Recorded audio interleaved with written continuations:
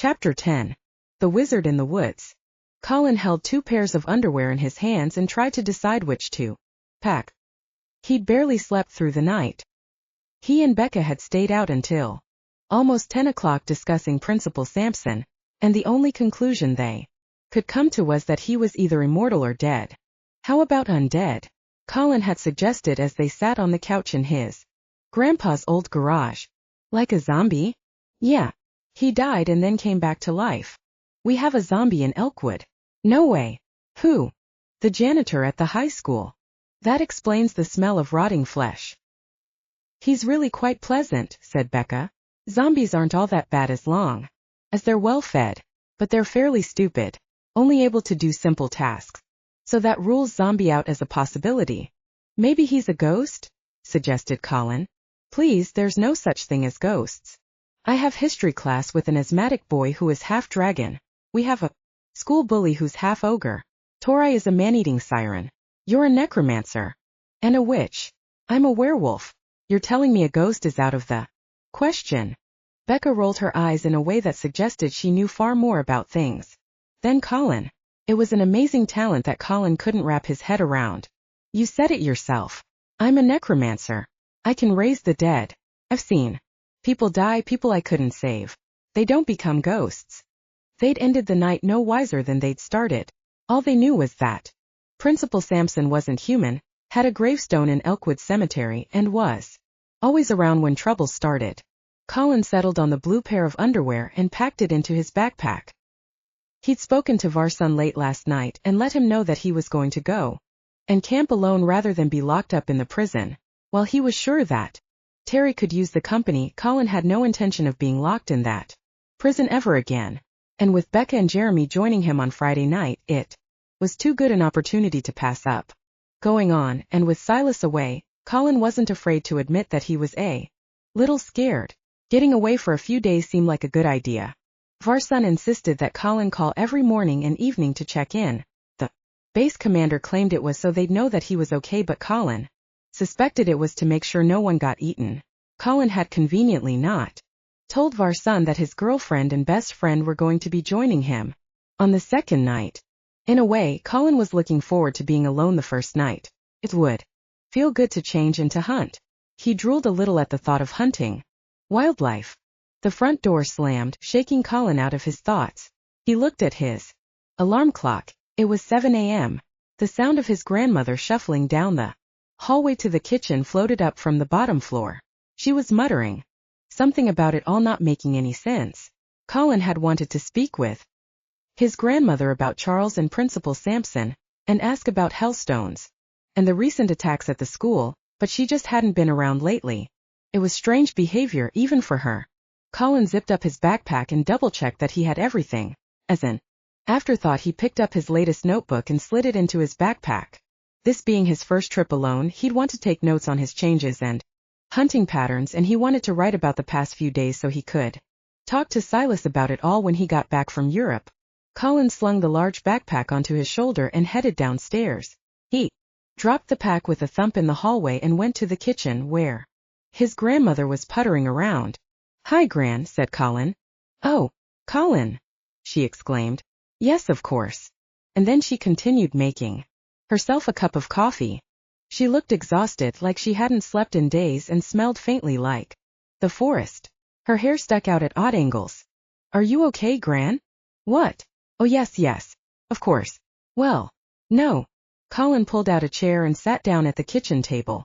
"You seem like you've been distracted lately," said Colin. The old lady let out a sigh, added cream to her coffee, and sat down opposite Colin. Colin couldn't decide whether she was waiting for him to say something or if she was building up to speak. It quickly became clear when she started snoring softly that she'd actually fallen asleep with her eyes open. "Gran," Colin said, and shook her arm softly. She awoke suddenly, and lightning flashed across the sky outside the kitchen window. Thunder crashed, and Colin's grandmother rubbed her temples. "Sorry, Colin," she said. "It's been a long few days." "You're telling me. Did you hear about the school attacks?" "School attacks? What school attacks?" she asked, clearly surprised. "There was a vampire attack 2 days ago, and then yesterday a telekinetic kid destroyed the biology lab." You didn't hear about any of this. I've been busy, she snapped defensively. This was all truly surprising, as Colin's grandmother was an integral part of the Elkwood community. She knew almost everything that went on in the town. Her shoulders slumped slightly. I'm going blind. Don't take this the wrong way, Gran, but you've been blind for some time. Not like that, she snapped. I'm finding blind spots in my powers. This was new territory. Colin's grandmother never really talked about her powers. What do you mean? Asked Colin. My power is rooted in the elements. I'm blind, but if I concentrate I can see large chunks of Elkwood as if I'm viewing it from above, like a map. But since that damn demon showed up in my bedroom the other night, I've started noticing blank spots. She twisted the coffee cup in her wrinkled hands and, for the first time, Colin could sense fear in his grandmother. He's gone. Who? The words were out of his mouth before he'd really thought about it. Charles. The demon. He disappeared 2 nights ago. What? And then Colin couldn't stop himself. He hated keeping things from his grandmother, so he told her everything that had happened so far. Hellstones, said his grandmother, more to herself. You're sure that's what he said? Yes. Have you heard of them? No, but I don't venture into that side of things very often. I understand my power, but I prefer to stay out of everyone else's business. There are others in Elkwood who might know more though. I'm sorry I didn't tell you earlier, said Colin. Varson told us to keep it to ourselves. That idiot barely knows his head from his rear end. Now you tell me, this new principal is a mystery in himself. I miss the days when Elkwood was simple and less complicated. Wait, why aren't you going to school? She asked, her eyes narrowing suspiciously. It's a full moon tonight, said Colin. I'm going to leave this morning and hike north to the spot where Silas and I normally go. Alone. I'll be fine, Gran. I promise not to eat anyone. I'm not worried about you as a werewolf, but with everything going on, are you sure you'll be okay? Colin momentarily thought about telling her that Becca and Jeremy were going to meet him out there tomorrow night, but he caught himself. Chances were she wouldn't approve. I'll be fine. With all this craziness, I'm looking forward to getting out of town. But what about you? Are you going to be okay? His grandmother pushed back from the table and waved her hands dismissively. I'll be fine. I may even do some poking around to see if I can find out more about this principal of yours. Please be careful, Gran. Concern crept into his voice. Don't be ridiculous. I'm an all-powerful, well, mostly all-powerful witch. I'll be fine.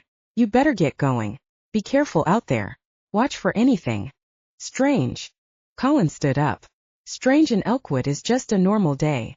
The old lady patted Colin on the shoulder and shuffled down the hallway to her chair in front of the television. Colin ate a good breakfast, including a full box of cereal, some leftover bacon, several pieces of toast loaded with peanut butter, and a box of orange juice. He slung his backpack over his shoulder and pulled up his hood. Bye, Gran. But she was already snoring softly in her chair. Colin smiled and headed out the door. A few people said hi to Colin as he passed along the outskirts of downtown. He could smell the uncertainty on them. They were likely wondering where a 13-year-old was going on a school day carrying a big backpack and camping gear. Colin just nodded politely and picked up his pace until he reached the edge of Merton Forest. The trees loomed against the gray sky. Colin took a deep breath, taking in the scents of the forest, the dew on the grass, the moss growing across the ground. He began to feel a sense of comfort and a little bit of excitement. He'd always made this journey with Silas. Going it alone was scary, but also came with a profound sense of adventure. Stepping into the forest, Colin began his trek north. He passed the clearing with the babbling brook, where he'd experienced his first change, then turned west to walk closer to the shoreline.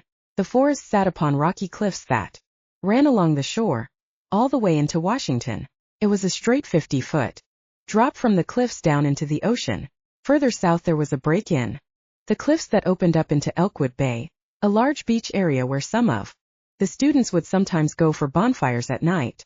Colin walked along the cliff edge for a few miles. The wind whipped against the shoreline and waves crashed, throwing a fine mist up into the forest.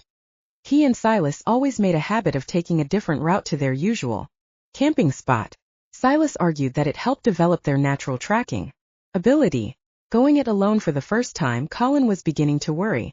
He'd never followed the coastline this far up, and he began to consider turning back inland in case he lost his bearings when the forest opened up and Colin found himself standing at the edge of a garden. The garden consisted of a neatly trimmed lawn of lush green grass with well-tended flower beds. Path made of flat stones ran through the garden, through a white picket fence, and up to the front door of a small cottage with a red door, which swung open.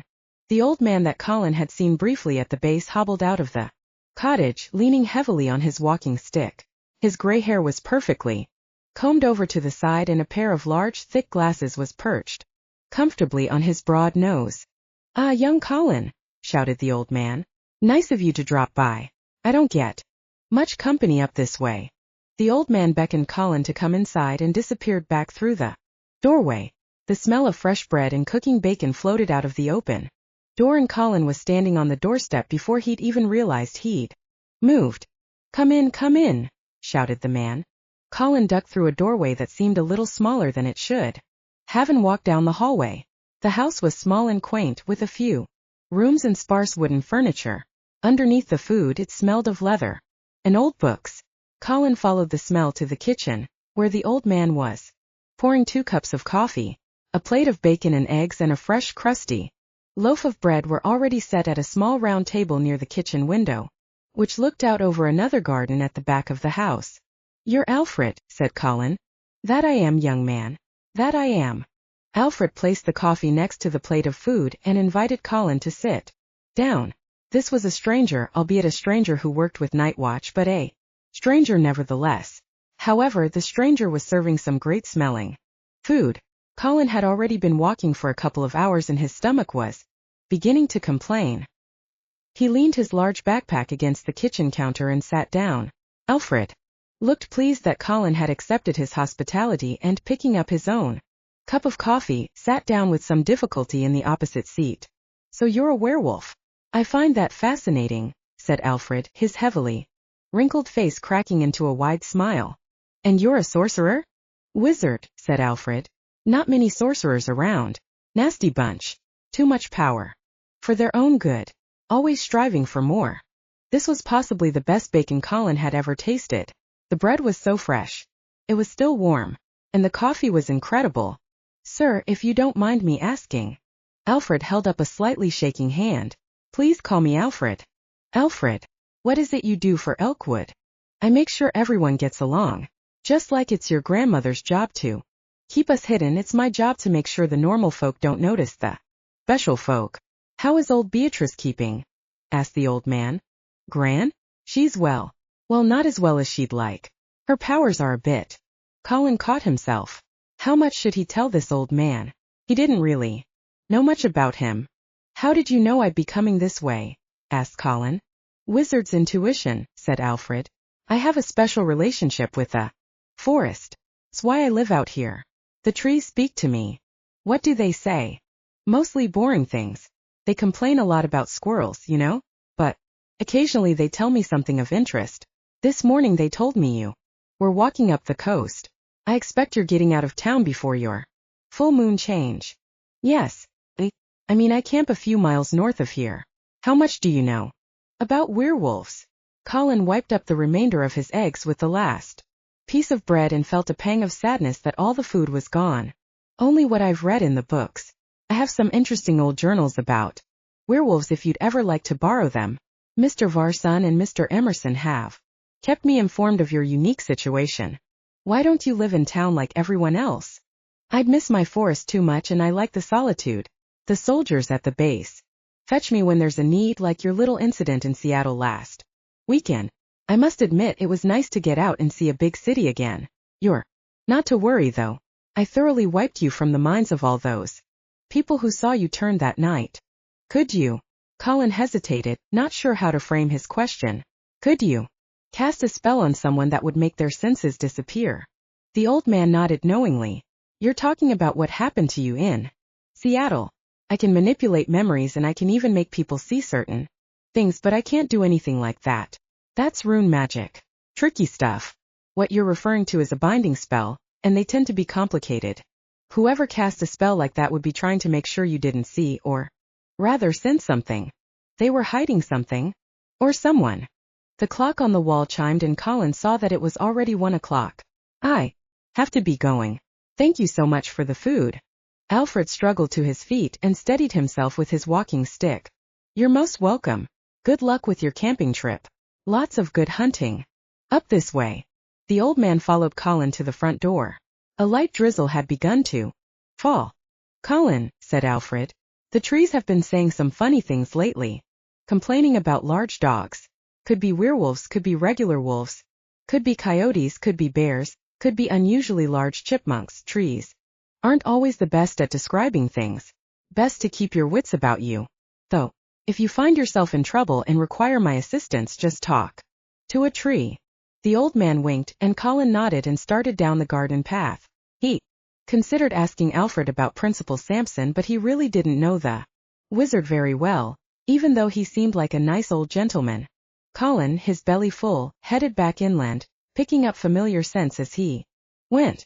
The area where he and Silas camped was around 5 miles north of the Elkwood Army base. He'd drawn Becca a map before he left so she and Jeremy would be able to find the place, but Colin had already decided to travel a few miles south to meet them tomorrow. The last thing he wanted was for them to get lost. He reached the campsite at around 3 o'clock. A massive rectangular boulder at the edge of the small clearing marked the area, along with the obvious smells left behind from Colin and Silas's previous visits. A ring of stones they had built for the fire sat undisturbed in the middle of the campsite. Colin quickly set up his tent, gathered wood, and started a fire. He was tempted to just change before nightfall and go for a run, but decided against. Silas had told him about werewolves that spent too much time in their wolf form and forgot how to be human. Colin definitely didn't want that to happen. Instead, he let several pieces of chicken cook over the fire while he feverishly wrote up the events of the last few days in his notebook. There were a few new smells he wanted to make a record of, and of course there was all the weird stuff that had happened with Terry, Micah, and Charles. He wrote several pages about what had happened when they discovered Charles was missing and the fire had burned Colin's body. He'd never healed so fast before, so he wrote about the sensation, what he could remember, and how he'd felt in the moment. Colin wasn't entirely sure what he planned to do with all these notes he was making. Maybe he'd write the comprehensive guide to being a successful werewolf? The smell of barbecue distracted him, and, his writing forgotten for the moment, he devoured the chicken along with 4 baked potatoes. Chances are he would eat again tonight, but he didn't want to be so hungry that he ate the first animal he found. What if the first animal he found was a skunk? By 7 o'clock the last sliver of sun was barely visible above the horizon, and darkness was falling quickly across the forest. The constant clouds that hid Elkwood were a little thinner here, away from the township, and the shape of the full moon began to peer through the clouds. It wouldn't be long now. Colin stripped off his shirt and jeans and draped them across his tent, and stood in just his underwear. Colin could smell the wildlife nearby, and he imagined the squirrels were likely giving him some strange looks. He performed a series of stretches and opened up his senses. He could hear and smell the night creatures of the forest awakening and could feel the pressure in the air shift slightly as the weather prepared to change, likely to more rain. Colin felt the familiar tingle begin to run along his spine that signaled the change wasn't far off.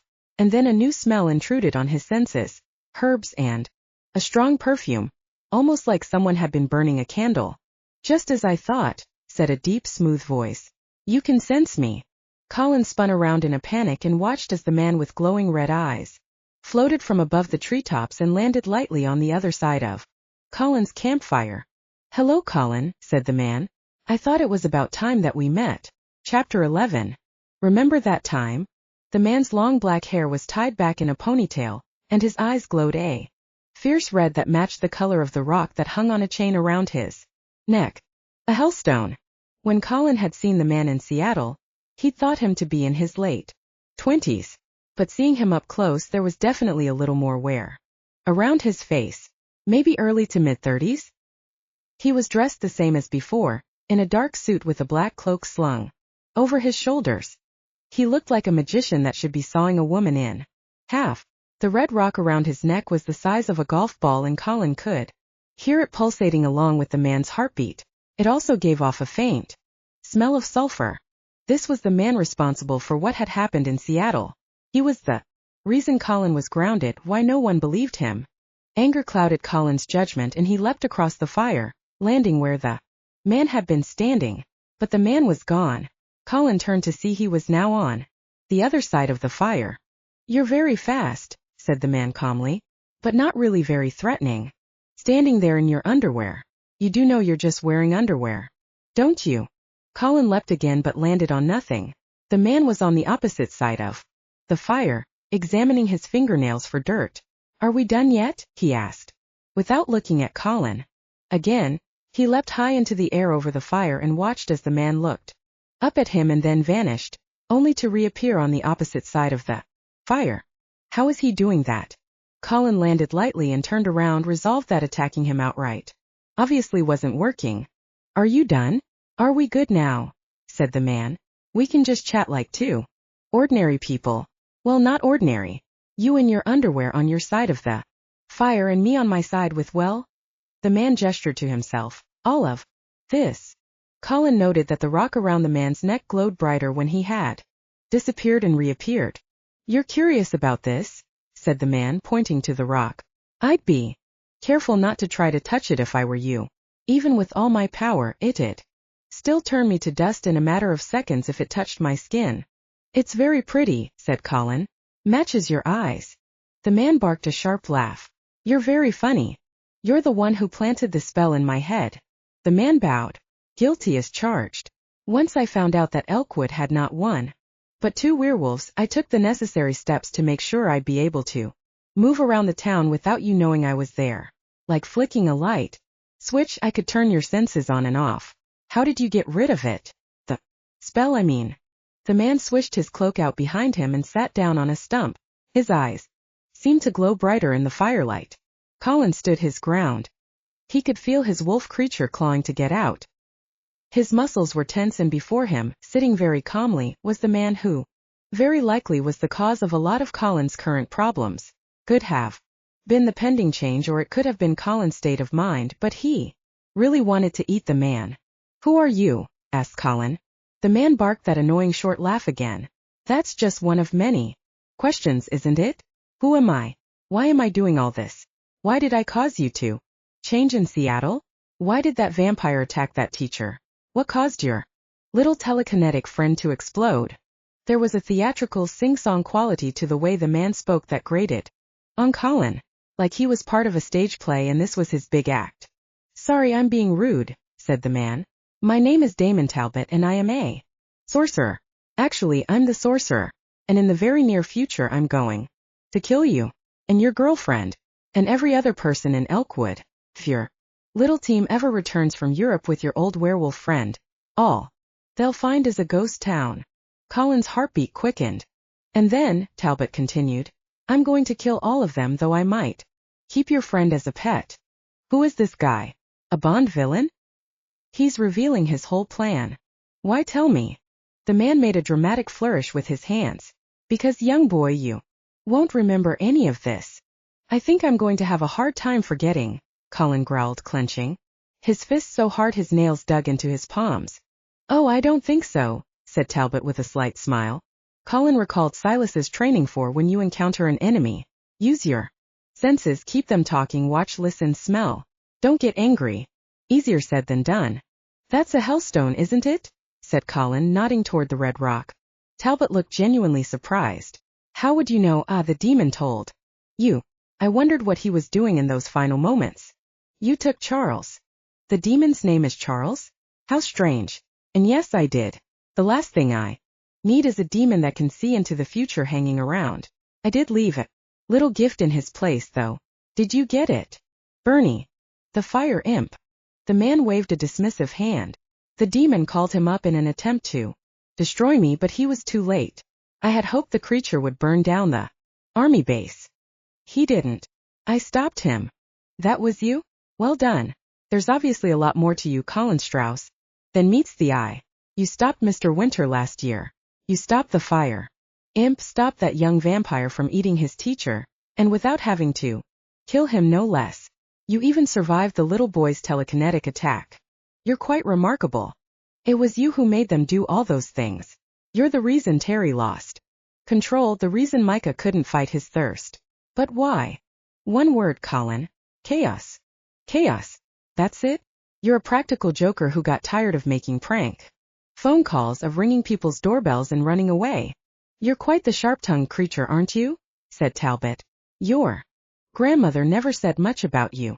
Just that you were quiet, boring, and probably an idiot. Of course, that was some time ago. Colin felt his nails begin to curl into claws. What do you know about my grandmother? Everything. Absolutely everything, said Talbot, smiling. The hellstone glowed a brighter red, and Colin felt a wave of anger throbbing out of it. I need to know more about the hellstone. What's that little trinket do then? Asked Colin. But Talbot ignored the question. I don't know why I decided to drop in here. I think I just wanted to meet you. I've met a lot of werewolves. I've helped create many of them. But you're the youngest I've encountered so far. And you have a terrible habit of being in the wrong place at the wrong time. You're creating werewolves. That laugh again. I'd hoped that Mr. Winter would be the one to tear Elkwood apart, but I didn't account for your old werewolf friend. So I created more. And more. Don't worry, you'll be meeting some of them soon. They're not as brutal as Winter was. He really hated that town. But I think you'll find them to be quite the handful. Again, with the revealing of his evil plan, Colin let out a sigh. Why are you doing this? Shouldn't you be in Las Vegas, making people levitate or something? Because Elkwood is a waste, snapped Talbot. So much raw power in one place. And look what you're all doing with it? Building a pretty little rainy town. All of you, acting like you're normal when you're nothing of the sort. Colin could feel Talbot's anger. There was something deep and terrible about it. It wasn't just anger, it was a mix of emotions, and it was all filtering out through the hellstone. A throbbing blend of hatred, sadness, and rage. The light of the full moon broke through the clouds for a brief moment, and Colin felt his muscles grow and shrink back down. The change was here. Why do you care so much about Elkwood? Said Colin. The man stood up and idly brushed off his suit. I'd say you should ask your grandmother and that little old man in the woods, but unfortunately you're not going to remember any of this. Grandmother and Alfred? Why, do they know who this guy is? I'll never forget you, said Colin in what he hoped was a threatening tone. Truthfully, he didn't know what to make of the man. There was a sense of power to him that worried Colin. How could he fight someone he couldn't even get near? Actually, you will. I'm going to cast a small spell that will erase the last 10 minutes from your memory. And don't worry, I'll make it untraceable. You're going to forget this conversation, everything I told you, everything we spoke about. The only memory you'll have of me is from when you glimpsed me in Seattle. Colin began to panic. He had to remember this moment somehow, someway. Becca, I don't know if you can hear me, but you have to remember the name Damon Talbot. Damon Talbot. He's the one. Damon Talbot. Talbot stood, closed his eyes, and traced lines through the air. His hands glowed red and left streaks in the air where they moved. The rock began to glow brighter, and Talbot's heart began to race. A symbol started to appear. A floating bright red symbol full of squiggles and strange little shapes with lines through them. Talbot inhaled deeply and blew the symbol, which shattered in the air, and the pieces flew directly into Colin's body. Talbot smiled, gave a little wave, and vanished into thin air. Colin looked around the campsite. He was about to do something but couldn't remember what. He felt like he was on the very edge of the change, but only moments ago he'd been stretching, getting ready for it.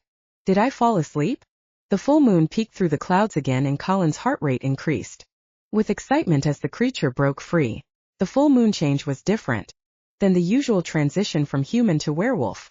Colin found it hard to describe, but it was as if he truly lost control. The wolf was in the driver's seat, and Colin was just an opinionated passenger, urging the wolf where to go and how to get there. Hair sprouted all over his body, and the ground rushed away as he grew taller. Nails sprang into claws, bones realigned, and muscles flexed and grew with a sickening, squelchy sensation. Colin felt the centuries of werewolves that had passed before him in that single moment, felt their blood pounding through his veins. The change completed, and Colin stood to his full height, the smells and sounds of the forest intoxicating him. and threw back his head and howled. Hunger overcame him and he dropped to all fours and leapt high into the air, grabbing onto a branch and swinging himself against a tree. His sharp claws dug into the damp bark and he climbed higher and higher until he broke through the top shelf of the trees. He inhaled deeply and caught the scent of a deer.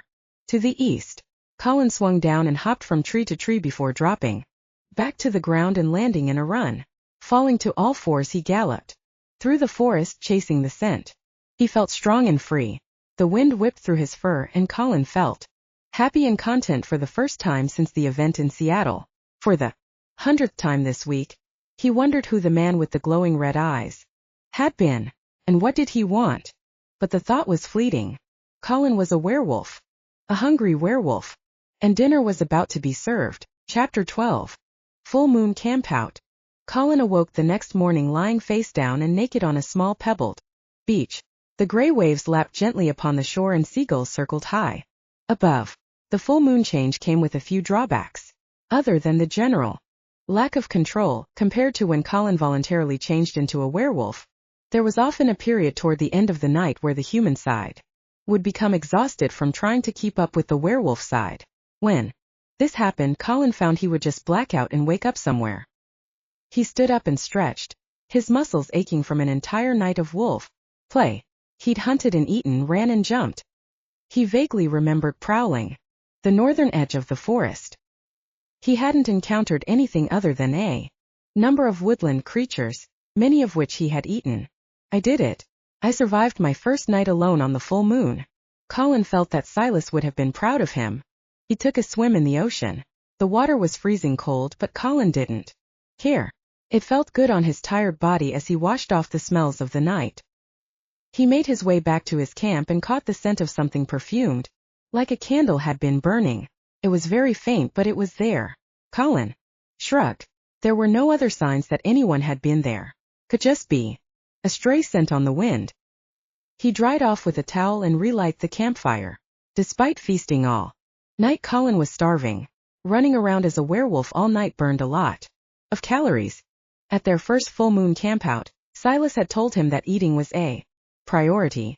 It keeps the wolf inside happy. Remember to eat more during the full moon. That's when the wolf is at its most ravenous.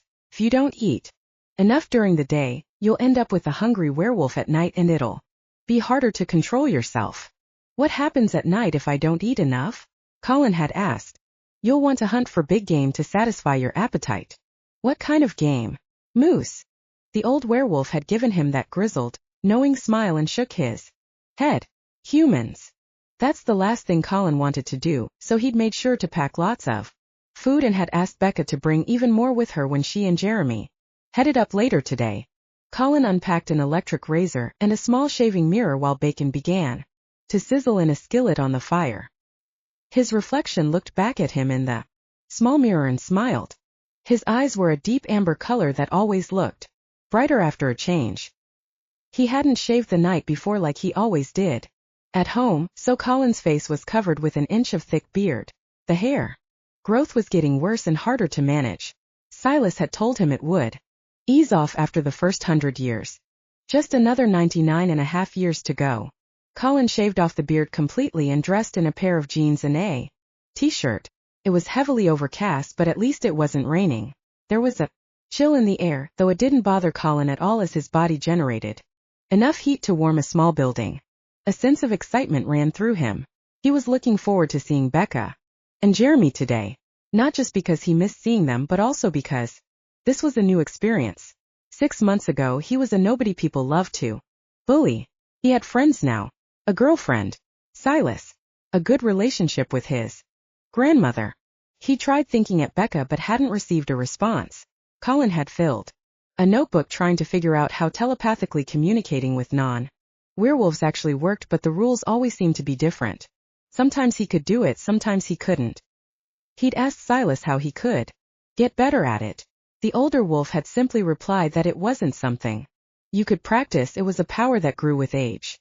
Some werewolf abilities were strong right away while others took time to develop, which sometimes came with all new problems.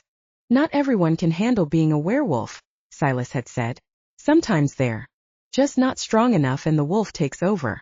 or they have an evil spirit, or they've been cursed before they're bitten, and all that evil carries over into the werewolf side of them and poisons it. Silas looks sad in that moment. Unfortunately, there are more bad werewolves than good ones. Colin removed the bacon from the fire and devoured it right off the skillet.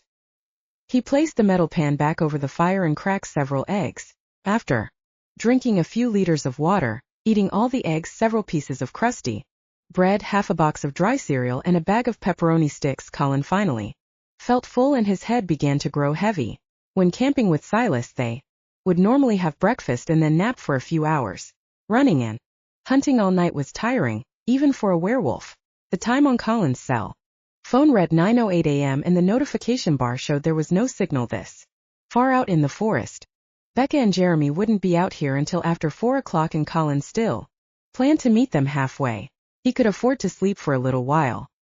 He unzipped his tent and curled up on top of his sleeping bag, quickly falling into a deep sleep filled with memories from werewolves of the past, screaming villagers wielding pitchforks, silver bullets whizzing past his head, and every so often, somewhere in the background, a well-dressed man with glowing red eyes and a hellstone hanging around his neck.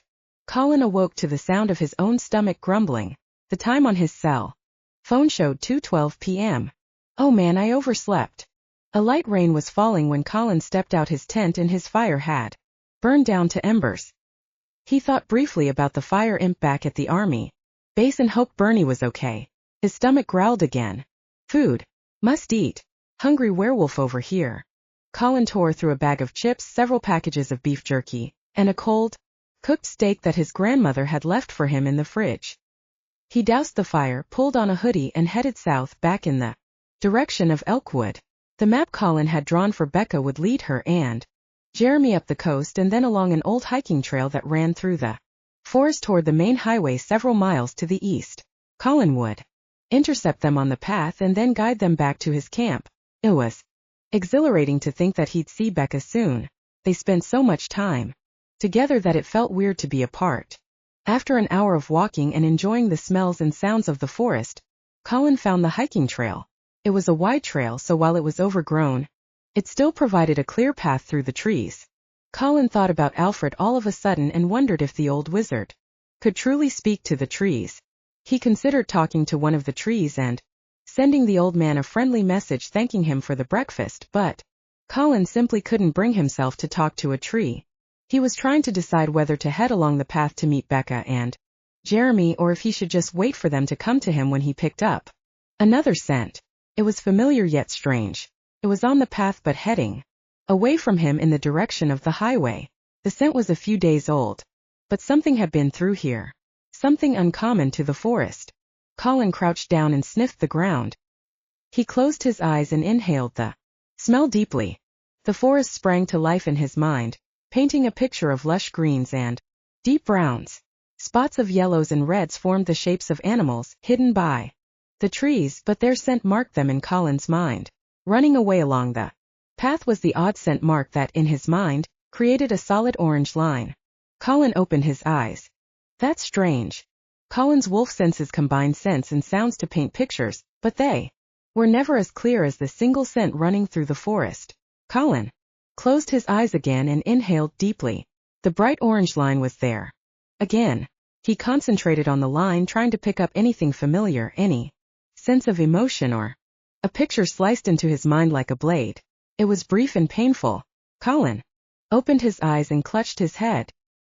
He'd seen a werewolf with black shaggy hair running along the path. It was just a snapshot, but Colin could feel what the wolf had felt in that moment. The exhilaration of running, the thrill of the hunt, and so much anger. Colin closed his eyes and tried again. The orange line was still there, but nothing sprang to his mind. He tried harder, growing angrier with himself that he couldn't bring to mind the black werewolf that had been here just days ago. Another werewolf on Colin's territory. Rage ripped through him. He felt a profound sense that this was his and Silas's area, their home, and someone had dared walk through it. This is our home, our territory. What's wrong with me? He felt claws begin to grow on his right hand as his wolf creature struggled to get out. A warm hand rested on his shoulder and a concerned voice said, Colin, Colin whipped around, clawed hand at the ready, and came face to face with Becca. The anger drained from him when he saw the worried look on her face. He could even smell a hint of fear, and Becca was rarely scared. Colin hit his hand behind his back, ashamed that for the briefest of moments he'd felt fully prepared to kill whatever was around him. "Hey, Col," said Jeremy cheerfully. He was 20 feet behind Becca. "Becca, if you're going to all of a sudden decide to go for a jog, let me know next time." "I heard your thoughts," whispered Becca. "You sounded furious. I thought something was wrong." Colin looked around the forest, a sense of worry washing over him. The girl he cared for and his best friend were out here alone with him in the woods, and he'd almost lost control because of a scent. On top of that, there had been another werewolf out here only a couple of days ago, but there had been no other signs, just the one scent. There had been nothing north near his campsite. "I'll tell you later," said Colin, forcing a smile. "How was the hike?" "Tiring," said Jeremy, joining them. "I don't know what kind of spell you cast over Becca, but she hiked like a crazy person. Wouldn't let us rest." Colin smiled a real smile at Jeremy's choice of words. Their friend had no idea that Colin was a werewolf or that Becca was a witch. And thanks to some heavy magic, Jeremy didn't know what he himself was. Unfortunately, neither did anyone else. "What did you tell your parents?" asked Colin. Jeremy laughed. "It was actually weird. I told them the truth thinking I'd have to explain my way around it, but they didn't care. It's like they didn't fully believe I was going camping with you too, but at the same time treated it all like a big joke. They just didn't care. Helped me pack even. But that's my parents, totally oblivious to everything." Colin and Becca glanced at each other. Jeremy had pretty much just summed up his own attitude toward everything. Whatever Jeremy was, maybe his parents were the same thing too, or maybe they were magic that way to help them deal with whatever Jeremy was. Becca had tried asking her dad about him, but Mr. Emerson had simply told her it was classified. Jeremy hiked on ahead, humming happily while Colin and Becca walked hand in hand. Colin could still sense her concern. "I'm okay, honest," said Colin, trying to sound confident. "How was last night by yourself?" "Uneventful. Did some hunting, ran a lot, climbed the occasional tree." She squeezed his hand playfully. "Didn't eat anyone then?" "Just a deer. Possibly a raccoon." "Gross. But okay otherwise." "I think Silas would be proud." "Oh, I met Alfred too. The wizard. He gave me breakfast." "I've met him a couple times and only briefly." "What was he like?" "Old. Kind. He seemed nice. Talks to trees." "Really? Really? Your mom didn't question your excuse?" "Nope. Seemed perfectly happy that I'd be away for a couple of days. She's probably settling down with a book and a bottle of wine as we speak. Anything new on our possibly dead, undead, zombified, or immortal principle?" Today was the first day this week that nothing happened at school. Nothing weird, at least. Other than popping up to the biology lab to see how the repairs were coming along, Samson mostly kept to his office. I felt like he might be avoiding me. Farther up ahead, Jeremy lost his footing on a log and tripped into a tree branch, which he pushed out of the way only to have it swing back and slap him on the back of the head. "Ouch," he shouted, rubbing the sore spot. "Don't worry, I'm okay," he shouted back. "I had a weird night last night though," said Becca. "Weird how?" "More of your witch powers messing with your sleep." "No, not this time." "It was really strange," said Becca. "I woke up because I thought I heard you speaking to me." "Was I reciting romantic poetry? Because if so, that likely wasn't me." "Huh. Ha. No, you wanted me to remember a name for you. Damon Talbot? Does that mean anything to you?" Colin shook his head. "No, never heard it before." Becca shrugged. Weird. Must have just been a dream." The campsite was exactly as Colin had left it. Jeremy got to work putting up his tent while Colin helped Becca with hers. The rain was falling in a light mist, but Colin easily got the fire restarted as the light dipped beneath the horizon. Between what Jeremy and Becca had brought, they had plenty of food. Becca cooked up some burgers on the skillet Colin had brought. "Geez, Becca," said Jeremy, "there are only 3 of us. 10 burgers seem like overkill." "Colin has a healthy appetite," said Becca matter-of-factly. Colin, who was busy finishing off a family-sized bag of potato chips, looked up and through a mouthful said, "Strew. I'm a growing boy." They all laughed. Colin ate 7 of the burgers and finished off another bag of chips. "Maybe you should try packing down some salad," said Becca. "How many wolves do you know who like a nice salad?" "Good point." They sat around the fire after dinner and shared stories and idle gossip about Elkwood. Jeremy admitted to having a massive crush on Tori, which wasn't surprising considering what she was. They talked about the new principal and what everyone thought of him so far. Naturally, Jeremy didn't find anything weird about him and even brushed off the germ phobia as something completely natural that could happen to anyone. Becca excused herself to use the bathroom and disappeared into the forest with a flashlight. Colin decided to push his friend a little. He began. "When the biology lab thing happened the other day, did you find anything strange about it?" Jeremy had been sharpening a stick with a small hunting knife. "The fire. The stuff floating around the building? Lockers crashing into stuff." Jeremy gave a look that suggested Colin might have completely lost his mind. "I don't know if having a girlfriend is the best idea for you, Colonel. It seems to have sent you a bit weird." Jeremy laughed at his own joke, shook his head, and went back to sharpening his stick. "I'm glad we're friends, Me too, buddy. And I hope you know I'd never do anything to hurt you." "Are you breaking up with me, Colin?" They both laughed. Becca stepped back into the firelight, startling them both. "What are you two laughing at?" "Apparently you've stolen Colin from me," said Jeremy. "We've decided we can't date anymore," added Colin. "I'm really happy you guys can make each other laugh because no one else finds you funny," said Becca with a grin. "That's cold," said Jeremy. "Freezing," said Colin. The clouds broke for a moment and moonlight fell across the campsite. Colin felt a shiver run up his spine and a tingling sensation spread through his arms and legs. "Well," said Colin, stretching and yawning, "I think I'm going to turn in for the night." "It's only 7 o'clock, said Jeremy. "Oh, I get it. You two want to make out. Well, forget it, you're not getting me into bed early just so you guys can suck face. No parents means no bedtime.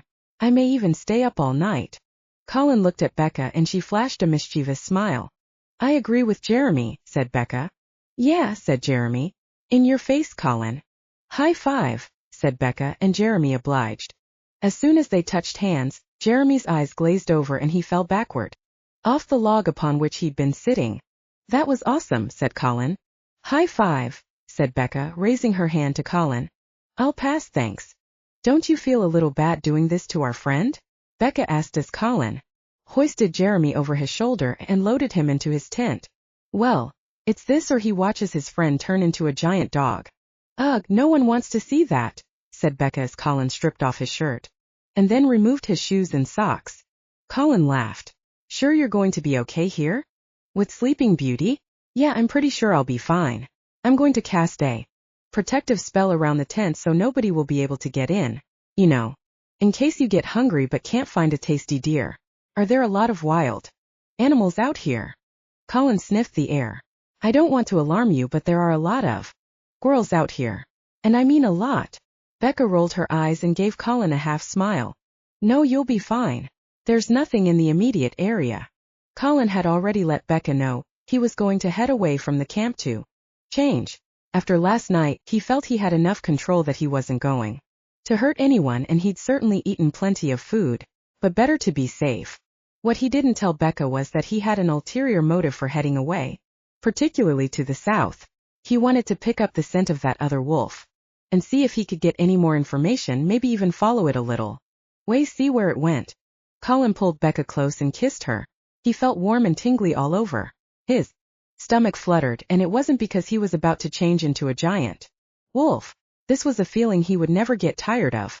He really just wanted to stay, but the wolf clawing at his insides to get out disagreed.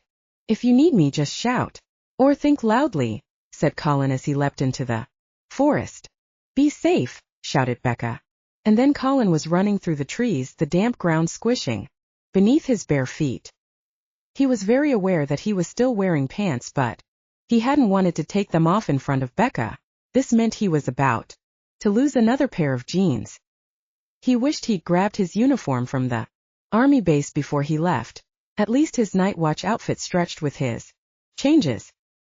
He leapt high into the trees, swung under a branch, and propelled himself up and through the top of the trees. The change surged through him, the transformation expanding his body, hair exploding, bones and muscles sculpting in seconds, and then he was falling back down through the branches, and landed on all fours on the forest floor. He threw his head back and howled a long mournful cry before taking off at a gallop, claws gripping the ground. A deer scent distracted him, but only for a moment, as he skidded to a stop on the hiking path.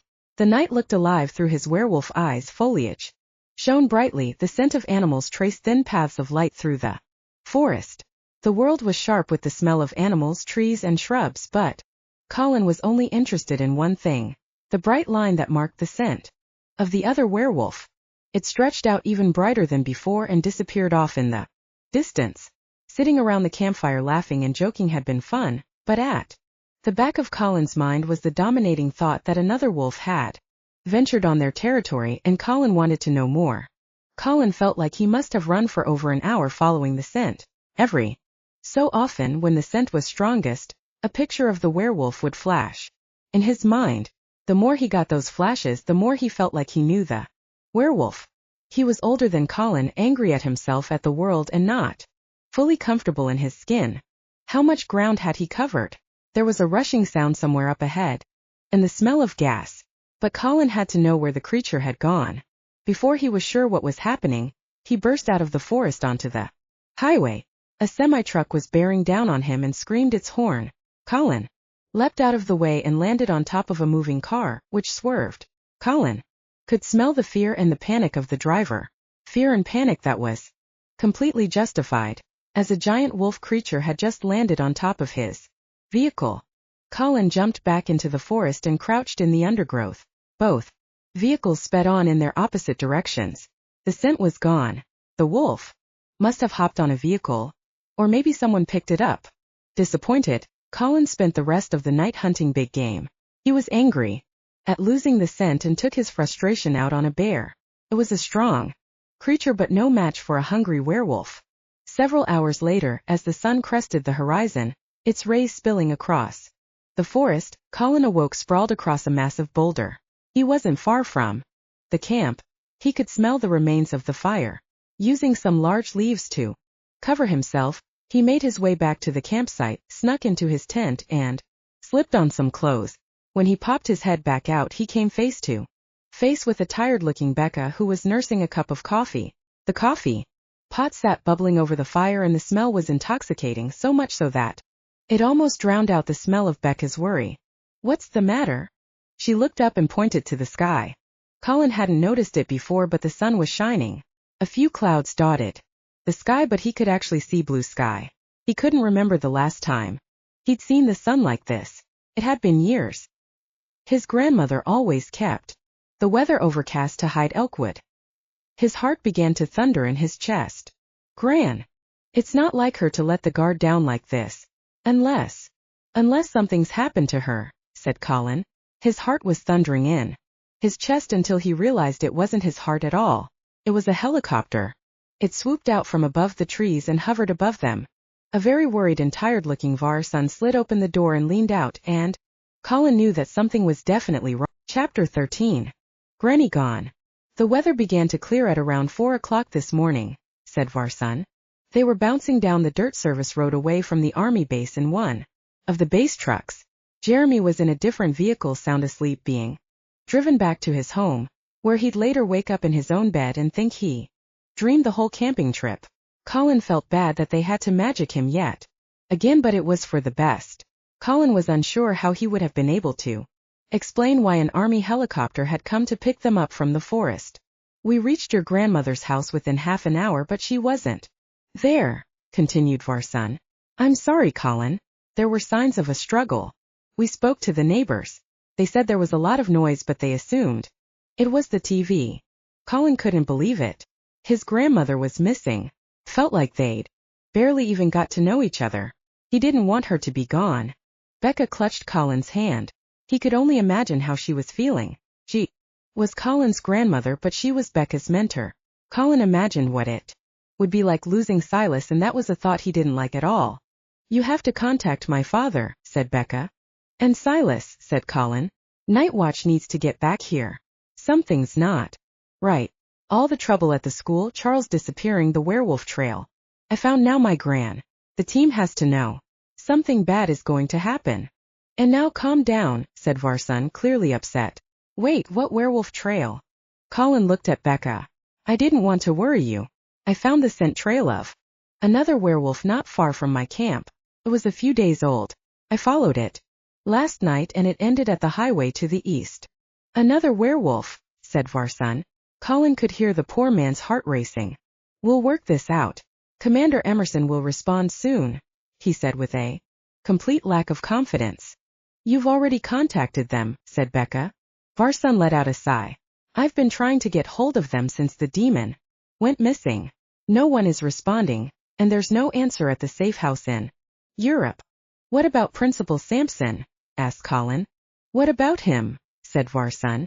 What if he's behind all of this? Don't be ridiculous, said Varsun. Commander Emerson and I hired Mr. Sampson personally.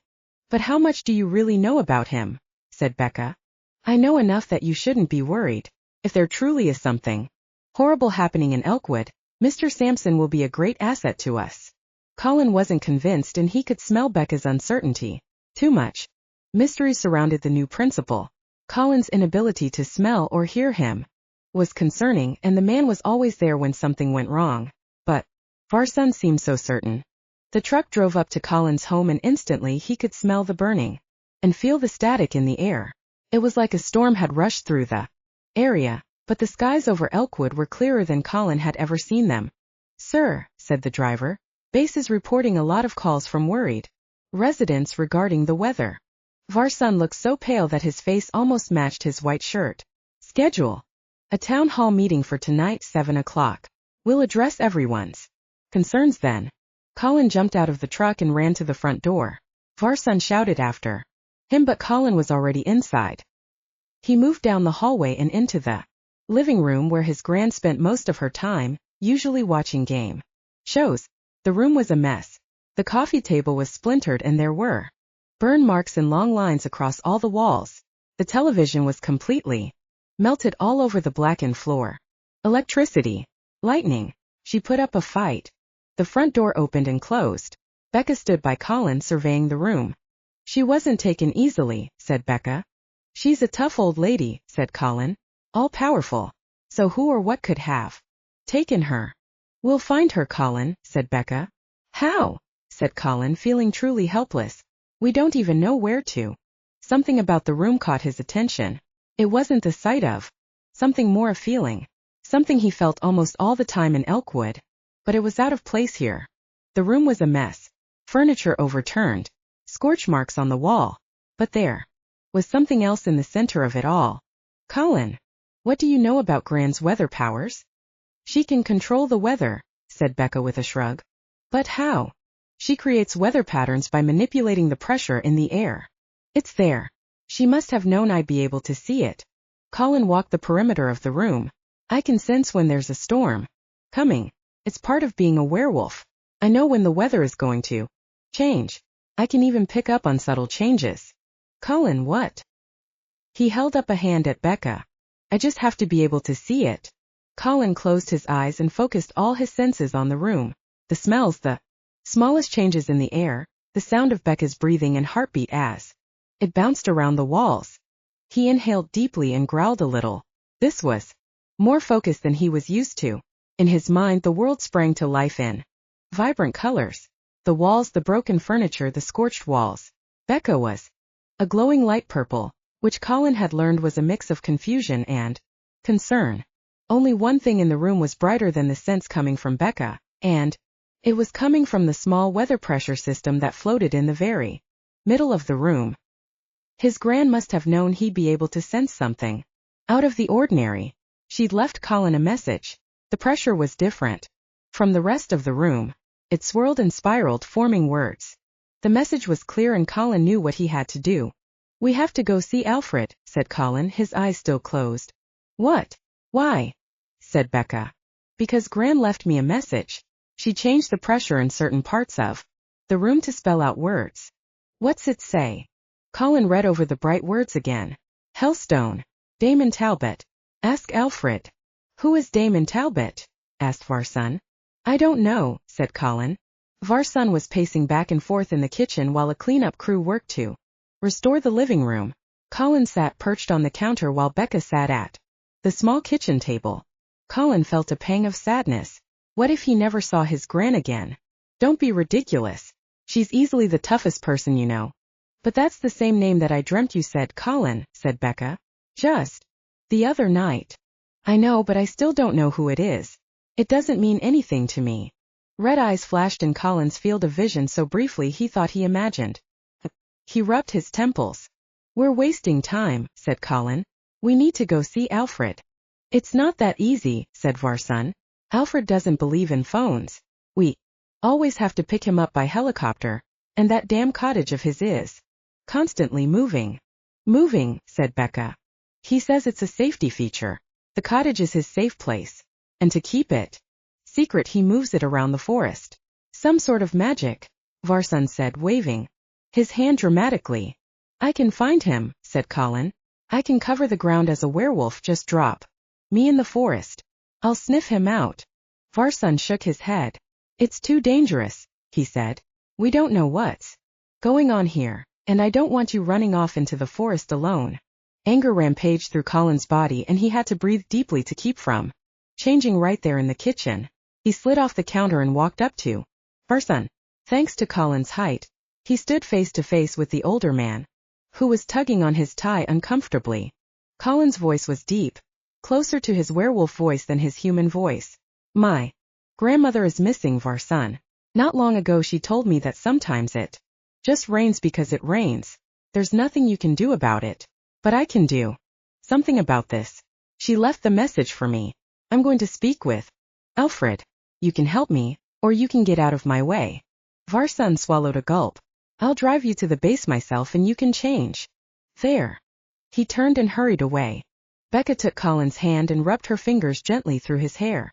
That was pretty badass. Scary, but badass. Colin smiled. What can I say? I love my granny. Becca led him out of the kitchen and down the hallway. You were growling at him and everything. I could say that my bark is worse than my bite, but I really don't think that's true. It didn't take long to get back to the base. Becca stayed in town to check in with her mother. Varsun sped through town and up the service road, past the base and continued on until the road ended near the coastline. Colin could hear the waves crashing against the rocks not far away. Colin, began Varsun, don't forget you'll be changing again tonight and don't worry, I'll be back before sundown and you can lock me up for the night. At the base. Varsun seemed relieved. He must have expected Colin to fight him on it, but even Colin realized that it was for the best. He didn't want to go too far away from town in case there was another attack, but he also knew he didn't trust himself to be out on his own with so many people in Elkwood. Colin stripped down to his underwear and again wished he'd grabbed his tactical uniform from the base or at least invested in some really stretchy clothing. Good luck, said Varsun with a wave. Colin disappeared into the forest and let the change explode through him as he ran. One moment he was a teenage boy. The next he was a massive wolf with dark fur and bright golden eyes charging through the forest, searching for any sign of Alfred and his cottage. He knew the general layout of the forest and could crisscross it in about 6 hours if he kept on the move. Varsun had explained on their drive that Alfred's cottage relocated every few days, so it may very well be in the same spot as when Colin visited it the first time. Colin decided to start there. 20 minutes of running up the coast later, and he was pretty certain he was in the right place, but there was no cottage, just an expanse of forest stretching away from the cliff's edge. The smell was the same, but there was no cottage, no garden, no little white picket fence, and certainly no old wizard. Colin explored the area, but he couldn't find any trace of anything out of the ordinary. It must have moved. How powerful must Alfred be that he can relocate an entire cottage and garden?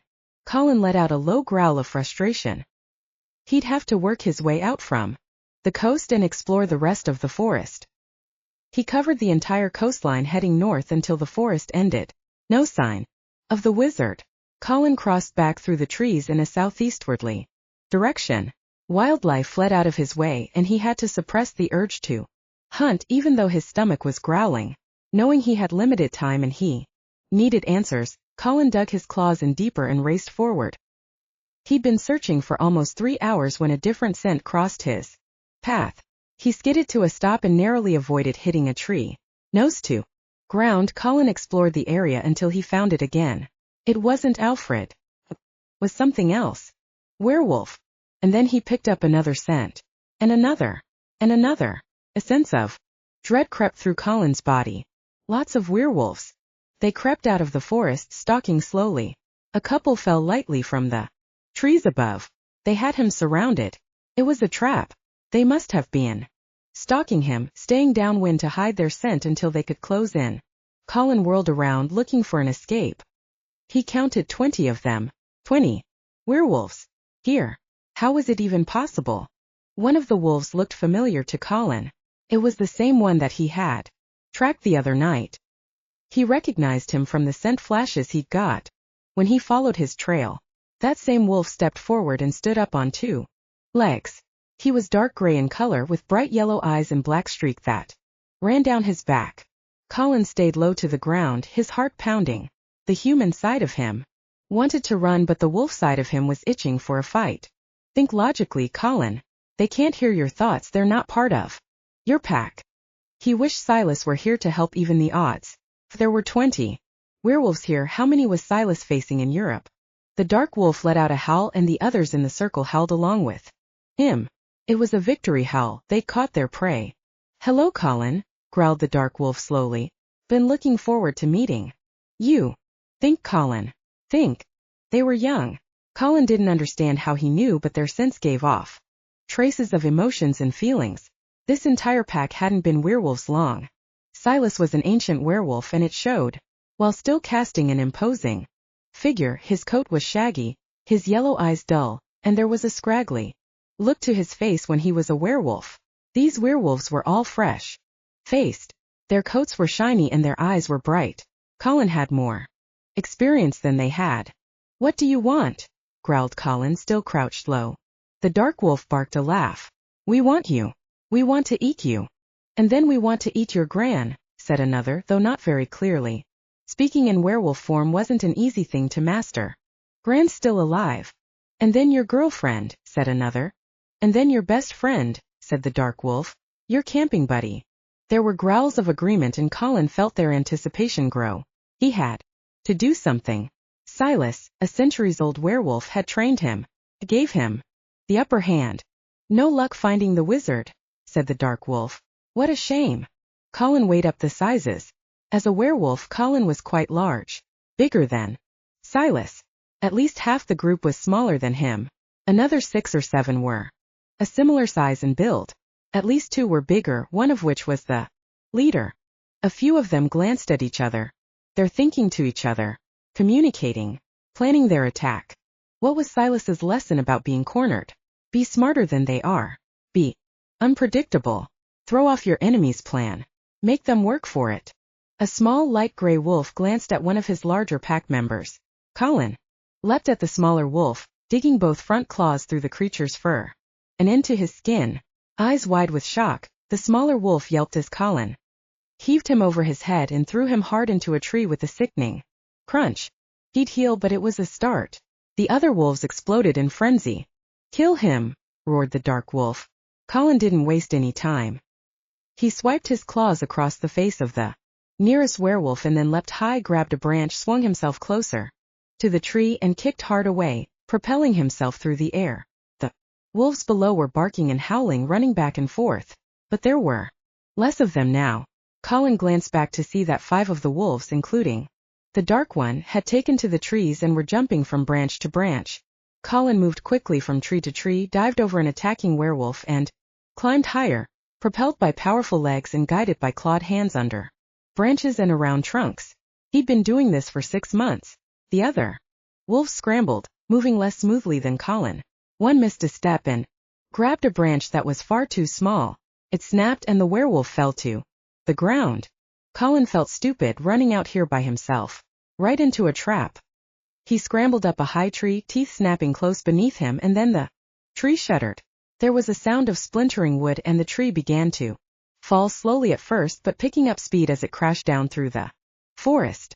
Colin froze and dug his claws into the bark, holding on for dear life. The tree crashed to the ground and sent Colin spiraling through the air before he hit a large rock. Bones cracked and skin was torn open. He could hear the whines of the other werewolves. They must have pushed over the tree, but it sounded like a lot of them got hit when it fell. Colin's body began to knit itself painfully back together. A nasty gash down the right side of his chest closed up and he felt his bones knitting back into place. He had to do something. He couldn't take on the entire pack. They'd kill him. He needed help. He couldn't call to Silas. Becca might hear him but not in time to do anything. Colin struggled to his feet.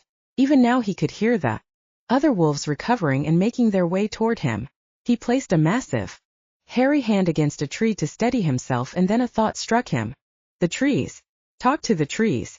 Maybe he'd hit his head harder than he thought, but Alfred had said if he ever needed him, just talk to a tree. Help! He growled at the tree, feeling extremely stupid. Alfred, it's Colin. I need your help. They're going to kill me. The boys lost it, snarled the dark wolf. He's talking to trees. There were barks and growls of laughter. Colin turned to see that most of the pack was now surrounding him, preparing to pounce. I'm sorry, Silas. Colin dropped to all fours and prepared for the attack, frustrated to be so helpless, angry that he hadn't been able to get away, scared that he was about to die. The pack crouched low, ready to jump, and a flash of blinding light exploded in front of Colin, and when it faded, there stood Alfred, the little old wizard dressed in a tweed suit, clutching his walking stick like a weapon, thick glasses perched on his large nose. Despite being surrounded by a group of snarling werewolves, the old man looked extremely calm. The trees are very unhappy that you're pushing them over, said Alfred to the wolves. I think it's time you all left. The werewolves laughed and growled, clawing at the ground in amusement. The dark wolf raised himself up on two legs and pointed at Alfred. Get him. Time slowed down. The wolves jumped slowly through the air, like they were moving through water. Alfred raised his walking stick, muttered a few words that Colin didn't understand, and slammed it down in front of him. The forest rippled and the trees looked as if they were leaning back. Time returned to normal and the werewolves fell to the floor, only they weren't massive, snarling beasts anymore. They were all adorable little wolf puppies. Colin concentrated on being human and felt himself shrink back down to a teenage boy. Oh, my dear boy, said Alfred, realizing Colin was naked. The old man shrugged out of his tweed jacket and handed it to Colin, who wrapped it around himself. What did you do to them? The wolf pups were playfully attacking each other, letting out little yips and growls. They were adorable. It's quite simple, really. I altered their state of time temporarily, reversing their aging process. As they were in wolf form at the time, they've reverted to wolf pups. I'm afraid the spell won't last long. Time has a nasty habit of correcting itself. Who is Damon Talbot? The old man's face looked shocked, like he'd just been slapped. Talbot is to blame for this. Gran has gone missing. She left a message that only I could find that said, Hellstone. Damon Talbot. Ask Alfred. A Hellstone even. That cursed brat is using a Hellstone. It all makes sense. Now. Colin sensed the familiar shift of pressure in the air. Oh no, said Alfred. What is it? Asked Colin. It's Damon Talbot. The floating man Colin had seen in Seattle appeared behind Alfred. The man, with glowing red eyes. He wore a suit with a long black cape that swished around him in a dramatic fashion. Excellent work, Colin, said Damon, clapping his hands slowly. I was having a terribly difficult time locating my old teacher here, but I knew I could count on you to bring him out of hiding for me. You used me, shouted Colin. Damon Talbot threw back his head and laughed. The hellstone around his neck glowed brighter. I did. And now, thanks to you, I'm going to destroy Elkwood. You're an idiot, Talbot, snapped Alfred. Talbot swept his hand in a flourish and the werewolf puppies began to grow back to their normal size. Your old and dusty magic is no match for the powers of a sorcerer. Alfred laughed and the glasses on his face jiggled. You're no sorcerer. You're just a second-rate wizard with fancy jewelry. Talbot's face darkened and he slapped a hand down on the old man's shoulder. Alfred went rigid, as if in pain, and clutched his walking stick to his chest. The werewolves were still growing back to their normal sizes and were making their way back to their master. Colin's hearing twitched. Alfred was speaking. In a low mutter, so low that even Colin couldn't make it out. It looked like the old man was speaking to his walking stick. Oh great, he's lost it. I really must thank you, Colin, said Talbot. You are a very obedient puppy. If you didn't have that little rebellious streak, I'd suggest you join my pack of dogs. You followed the clues so nicely. The little message I left in your grandmother's living room led you out here, and you found dear old Alfred for me. You left the message, said Colin, feeling stupid. A stroke of genius on my part. Who are you? Where's my grandmother? And Charles? Oh, that's right. You don't remember, Talbot laughed. The werewolves were fully grown now and pacing behind Talbot, snarling and growling. I'd love to sit here and explain my entire plan to you, but I'm simply not that kind of a villain. If it makes you feel any better, you weren't the only person in Elkwood helping me. Someone else you know has been feeding me essential information. Principal Sampson. I knew it. Rage surged through Colin's body. He could feel his inner wolf howling to get out. The werewolves began to close in. No, snapped Talbot. Colin here gets to lie for now. He's just going to take a nap. Don't worry, there will be plenty for you to eat tonight. Colin was shaking, though he wasn't sure if it was with fear or anger. Maybe both. I did this. It's my fault. Sweet dreams, Colin, said Talbot. The hellstone glowed brighter along with Talbot's eyes, and Colin began to feel drowsy. The wolves turned and disappeared into the forest. Talbot and Alfred began to fade away. His eyes heavy, Colin watched Alfred drop his walking stick on the ground and heard the old man whisper, "Pick it up," and then they both vanished. The ground rushed up to meet Colin and he fell into a deep, dreamless sleep. Pick